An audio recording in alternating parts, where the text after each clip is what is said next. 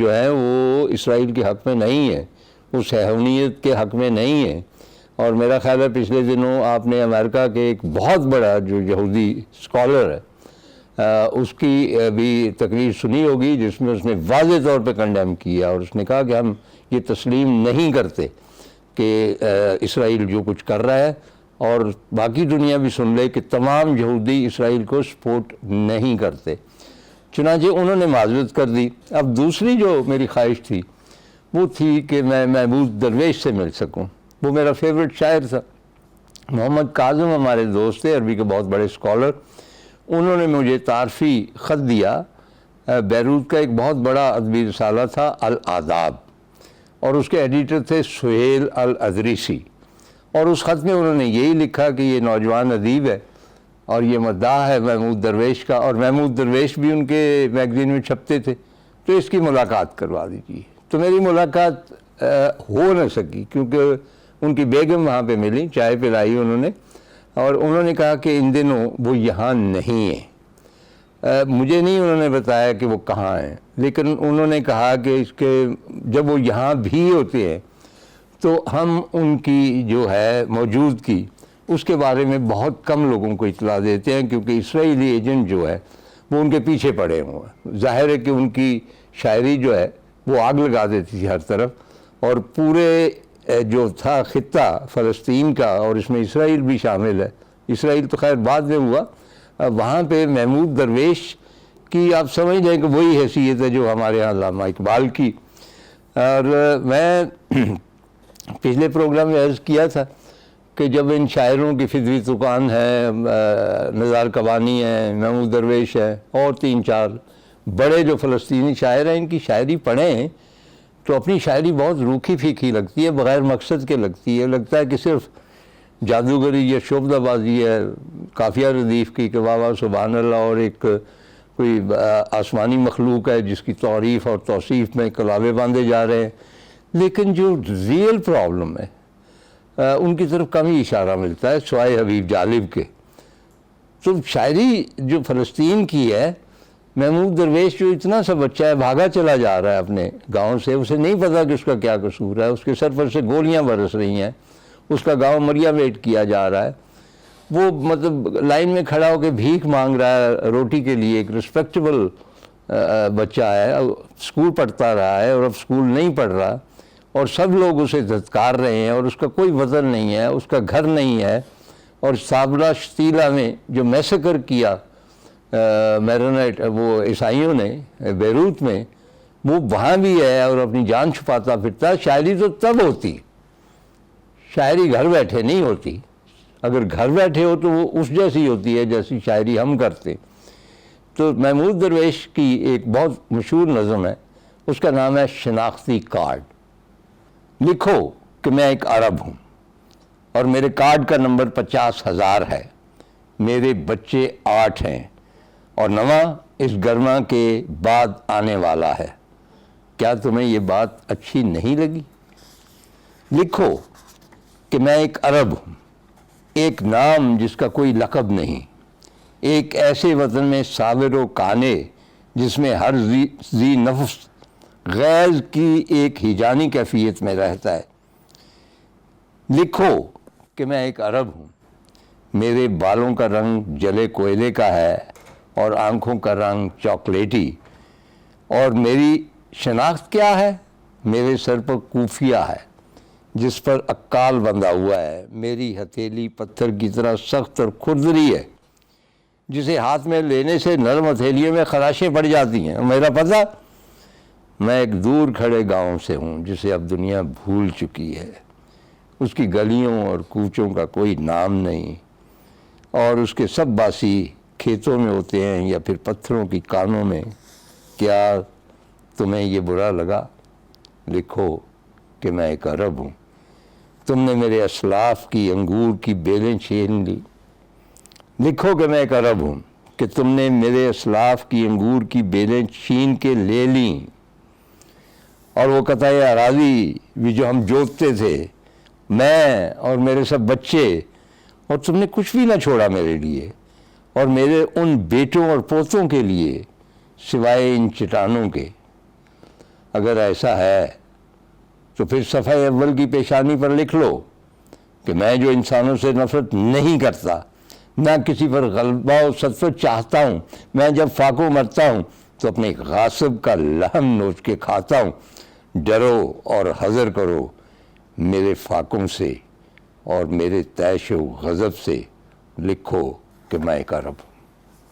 جی ہاں، آج بھی کاروان سرائے کے قدیم در و دیوار پر خون کے چھینٹے، اور ایسے چھینٹے ہیں کہ آپ ان کے قریب جائیے، انہیں سونگھیے تو ان میں سے کچے دودھ کی مہک آئے گی، ان میں ماں کی گود کی حدت ابھی تک موجود ہوگی، کیونکہ یہ بچوں کے چھینٹے ہیں۔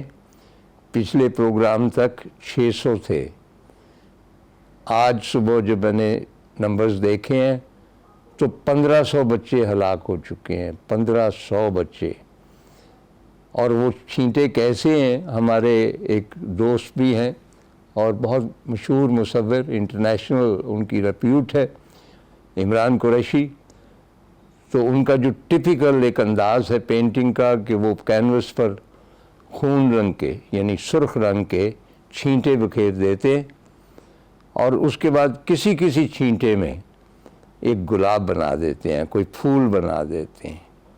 تو آپ ان چھینٹوں کو دیکھیے، ان میں بھی کہیں کہیں آپ کو وہ گلاب نظر آئیں گے، اور وہ کس کے بچے ہیں؟ فلسطینی بچے ہیں، آپ ان کو پہچان جائیں گے، اور آپ شکر بھی کریں گے کہ ہمارے بچے بھی نہیں ہیں، کیونکہ اپنا بچہ ہو تو پھر درد محسوس ہوتا ہے، دوسرے کا تو گلاب ہی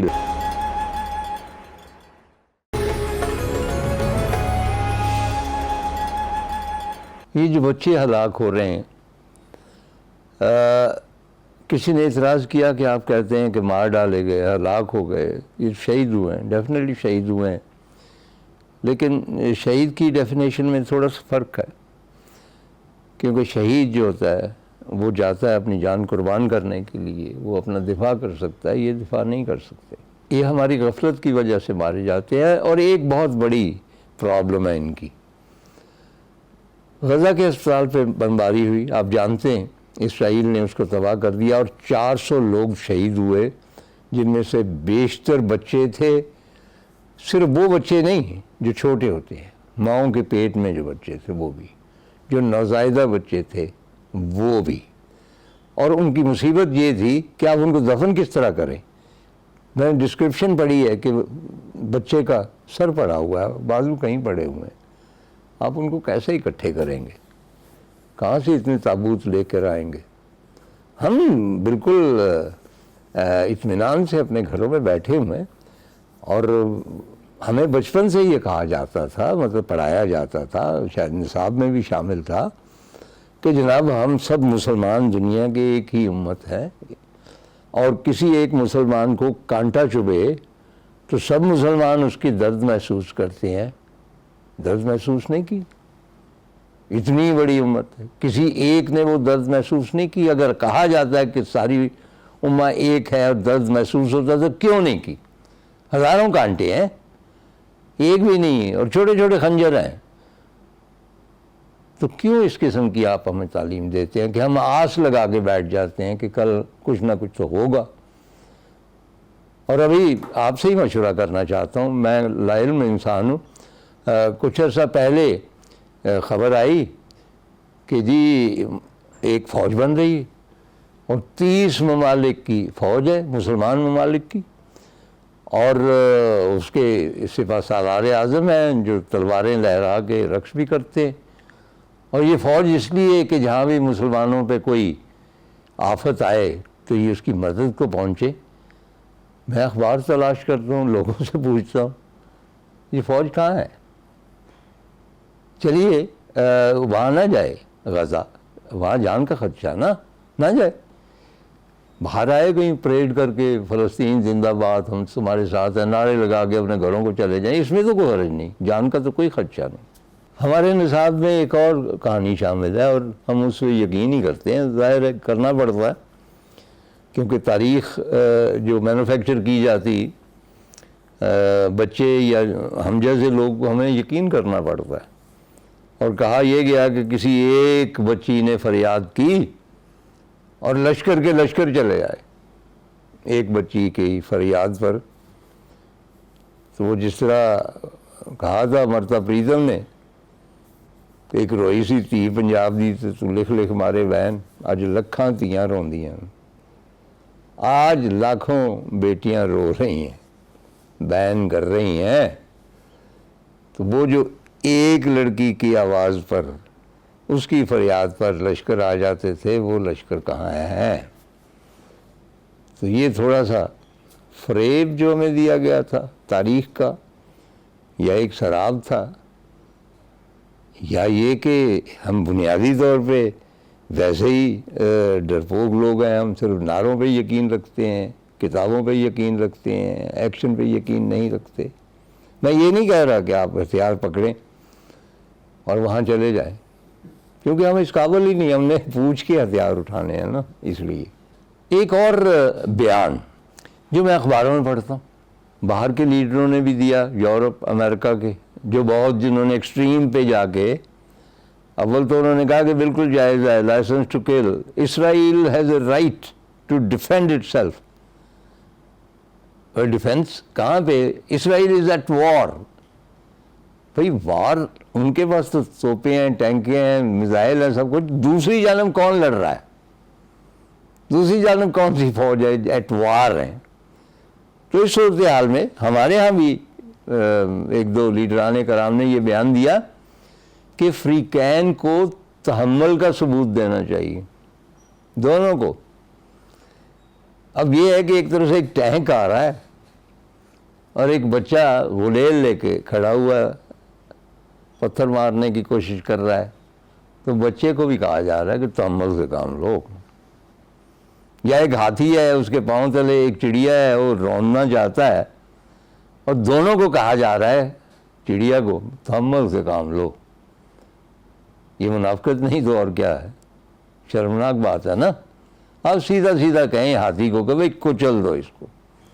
اب سیدھا سیدھا ٹینک کو کہیں کہ بچے کو مار دو. یہ بہت بہتر ہوگا. تحمل سے کون کام لے؟ بتائیں تو صحیح. ڈاکٹر علی شریفی کا ایک قول ہے کہ اگر آپ ظلم کے خلاف کھڑے نہیں ہوتے، جبر کے خلاف احتجاج نہیں کرتے، جس پر جبر ہو رہا ہے اس کا ساتھ نہیں دیتے، تو پھر بے شک آپ ایک عبادت گاہ میں ہوں یا طوائف کے کوٹھے پر، کوئی فرق نہیں پڑتا.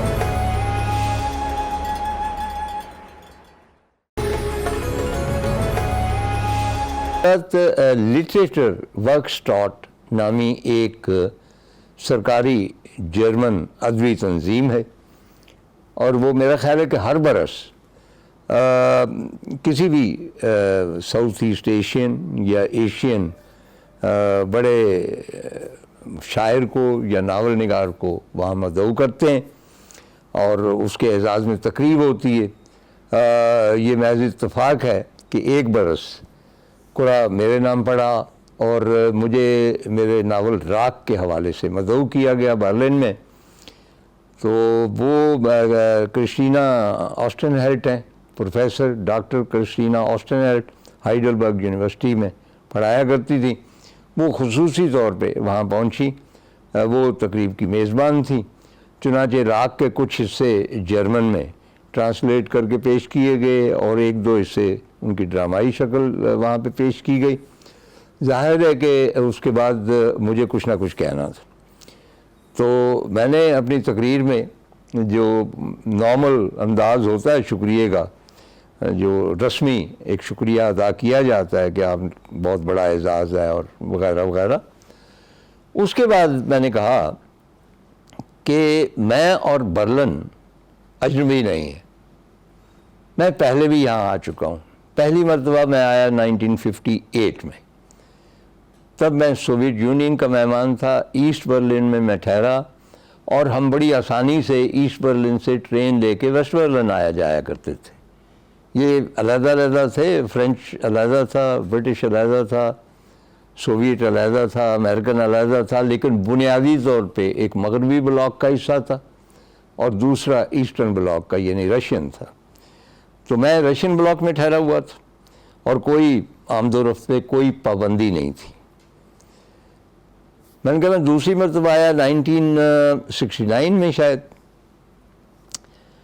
تو وہ کچھ بطخیں وغیرہ میری ہم سفر تھیں, تو تب میں یہاں پہ آیا تو تب ایسٹ اور ویسٹ کے درمیان ایک دیوار بنی ہوئی تھی جس کو برلن وال کے نام سے پکارا جاتا ہے, اور پوری دنیا میں شور بپا تھا, احتجاج ہو رہے تھے کہ یہ کیا انسانیت کی تذلیل ہے, یہ آزادی کے نام پہ دھبا ہے, انسان کو آزاد ہونا چاہیے, دیواریں نہیں ہونا چاہیے وغیرہ وغیرہ.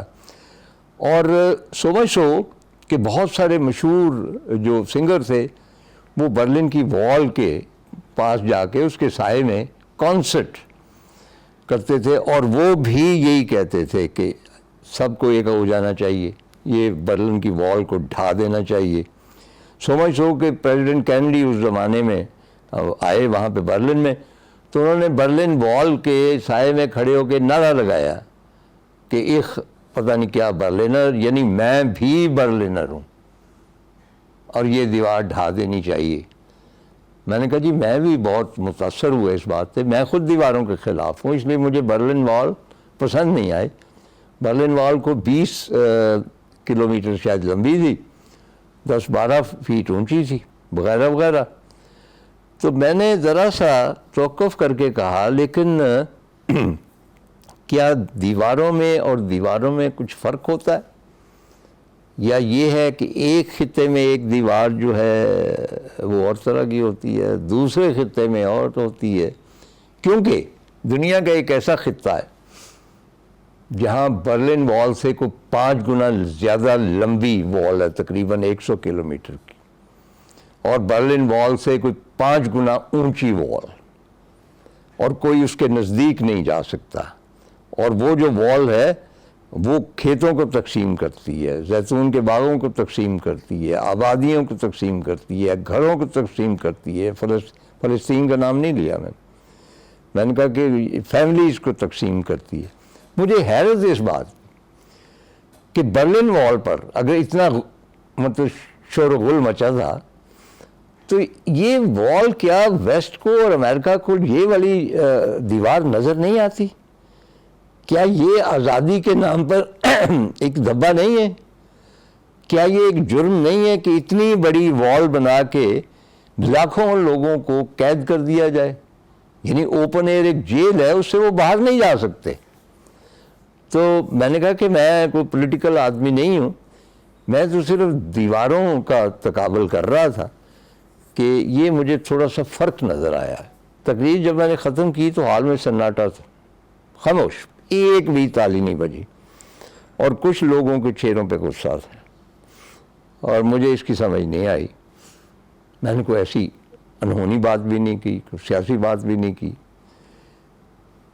فنکشن کے بعد جب ہمارا ایک آفیشیل قسم کا ڈنر تھا تو اس میں جو خاتون تھی انچارج, انہوں نے بہت شکایت آمیز لہجے میں کہا کہ طاہر صاحب ہم نے تو آپ کو ایک اعزاز دیا, آپ کو یہاں بلایا, لیکن آپ نے یہ کیا کہا ہے وہاں پہ, سختی کے انداز.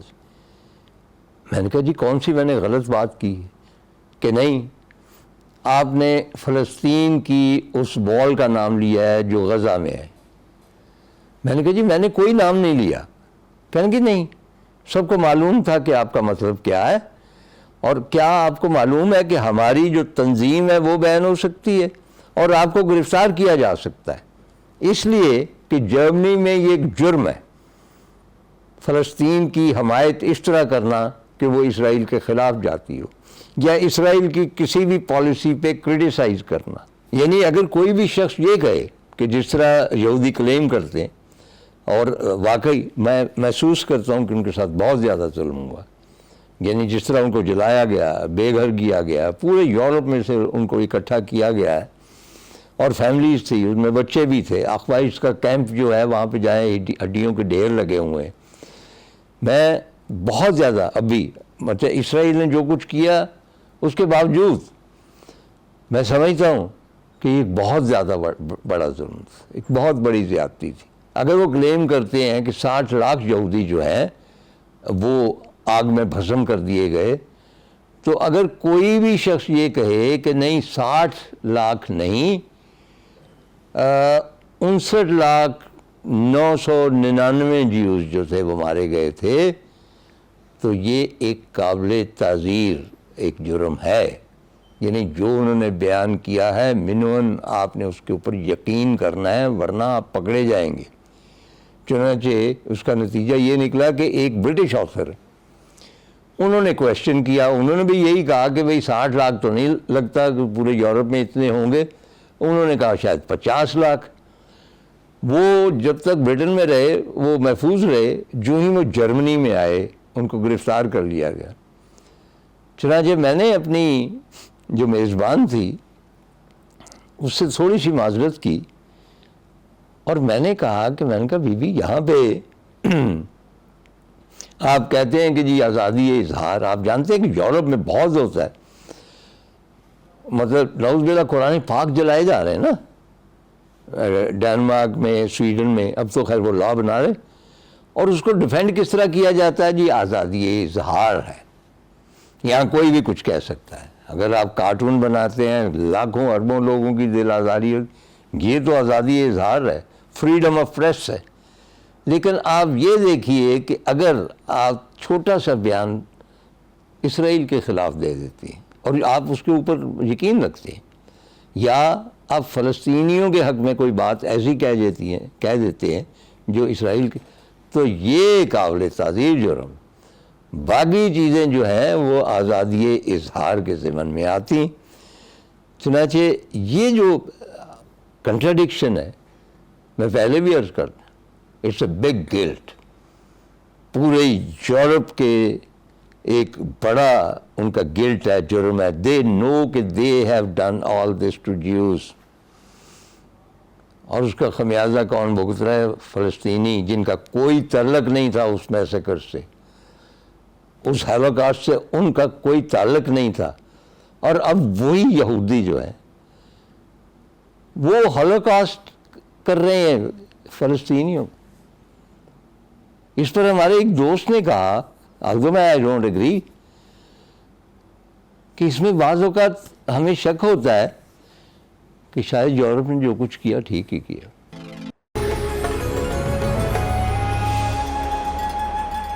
ایک پاکستانی شاعرہ ہیں ڈاکٹر تزئین انیس، انگریزی میں شاعری کرتے ہیں، اور جتنی میری انگریزی ہے اس حساب سے وہ بہت بڑی شاعرہ، لیکن اپنے آپ کو جس طرح اورنگزیب کی بیٹی نے، زیب النثار نام تھا یا کیا تھا، وہ بھی شاعری کرتی تھی، انہوں نے اپنے سخت گیر باپ کی وجہ سے اپنے آپ کو خفیہ رکھا، اپنی شاعری کا چرچا نہیں کیا، اور ان کا تخلص ہی مخفی رہا، اور ان کے دیوان کا نام بھی دیوان مخفی ہے۔ تو اسی نوعیت کی یہ مخفی ہے، اگرچہ ان کے والد صاحب ڈاکٹر انیس احمد خود شاعر ہیں، لیکن اس کے باوجود یہ ذرا مخفی رہتی ہیں۔ مجھے کبھی کبھار اپنی کوئی نظم بھیج دیتی ہیں، اور زیادہ تر نظمیں انہوں نے فلسطین کے بارے میں لکھی۔ تو وہ کہتی ہیں ایک ایسا بچہ جو اسکول جا رہا، اور وہ کیا کہہ رہا ہے ماں کو کہ ماں مجھے آراستہ کرو، کپڑے پہناؤ جیسے یہ آخری بار، ماں مجھے آراستہ کرو، کپڑے پہناؤ جیسے یہ آخری بار ہو، مجھے سنوار دو کیونکہ مجھے ایک طویل اور نامعلوم سفر پر جانا ہے، میرے یونیفارم کے بٹن اور بکسوئے ایسے بند کرو جیسے یہ آخری بار ہو۔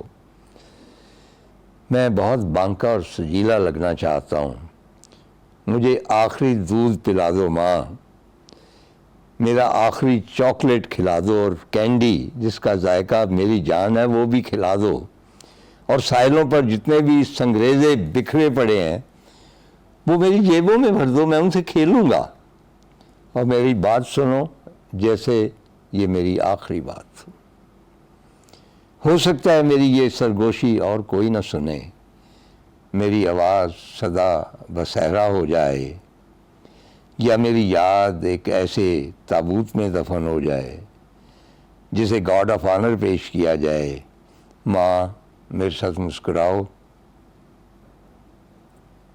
جیسی آخری مسکراہٹ، کیونکہ میرے معصوم کہہ کے میری روح کے دروازے ہیں، رو مت ماں، مجھے الوداع کہو، کیونکہ میں آخری بار مسکرانا چاہتا ہوں۔